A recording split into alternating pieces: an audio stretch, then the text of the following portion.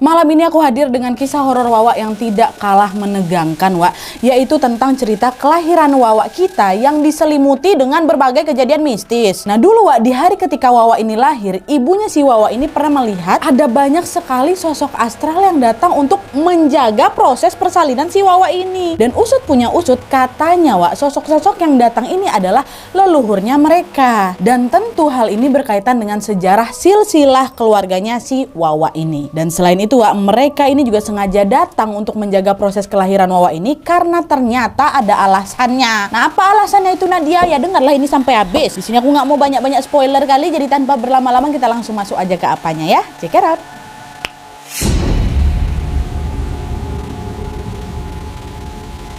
Oke, Wak, jadi kisah yang akan aku sampaikan malam ini dikirim sama Wawa aku yang namanya Sinta dari Jakarta. Halo Sinta. Nah jadi, Wak, kisah ini terjadi pada rentang tahun 1998 sampai 1999 ketika mamanya Sinta ini sedang mengandung Sinta. Ada banyak kali kejadian janggal dan menyeramkan ketika mamanya ini hamil, Wak, sampai dengan ketika si Sinta ini lahir. Itulah kenapa KHW malam ini aku kasih judul Kelahiranku ya. Nah jadi ceritanya pada tahun 1990-an keluarganya Sinta ini menetap di Jakarta memang, Wak. Pada masa itu ayah sama mamanya Sinta ini belum punya anak. Alhasil kegiatan mereka sehari-hari cuma diisi dengan bekerja dan juga mengurus rumah. Sampai akhirnya pada bulan April tahun 1998 sebuah kabar bahagia pun datang kepada mereka.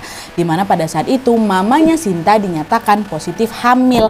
Hamilin siapa? Hamilin Sinta lah. Nah kabar kehamilan itu pun langsung disambut dengan sukacita. Keluarga besar dari pihak ayah dan juga mama merasa sangat senang dan juga bersyukur akan hal itu. Nah tapi, Wak, bersamaan dengan mama yang sedang hamilin Sinta ini, kondisi di Jakarta ini ternyata sedang tidak kondusif. Seperti yang kita tahu semua, pada tahun 1998 kan Indonesia ini sedang mengalami krisis moneter kan. Dan dari krisis itulah, Wak, berbagai kerusuhan pun terjadilah ini di Jakarta kan.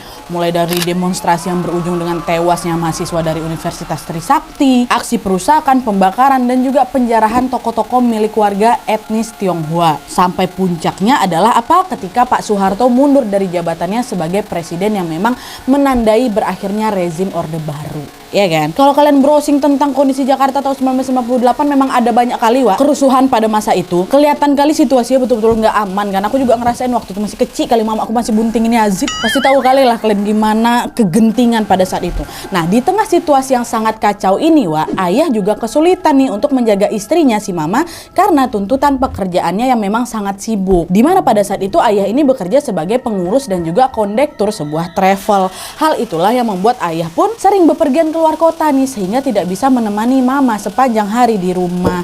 Akhirnya karena khawatir mama dan kandungannya ini kenapa-napa, ayah pun menyarankan mama untuk tinggal sementara dulu di kampung halamannya yang berada di Jawa Tengah. Karena di sana ada orang tuanya, ada keluarganya juga yang bisa menjagain mama. Udahlah kamu pindah aja lah dulu ke kampungnya, Maya. Aku juga khawatir kamu sendirian di Jakarta. Kalau misalnya aku tinggal macam mana? Ayolah, Pak, aku tinggal aja di sana untuk sementara. Tapi nanti kalau misalnya papa lagi ada senggang-senggang waktu, jengukin mama ya, katanya. Ayolah, tenang aja lah. Nah mendengar saran itu mama pun setuju.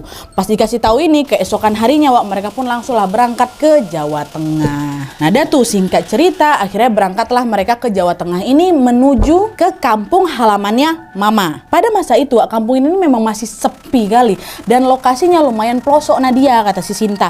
Kampungnya ini terletak lumayan jauh, Wak, dari kota. Bahkan untuk menempuh desa terdekat aja kita ini diharuskan untuk menempuh perjalanan sekitar 30 menit gitulah menggunakan sepeda motor.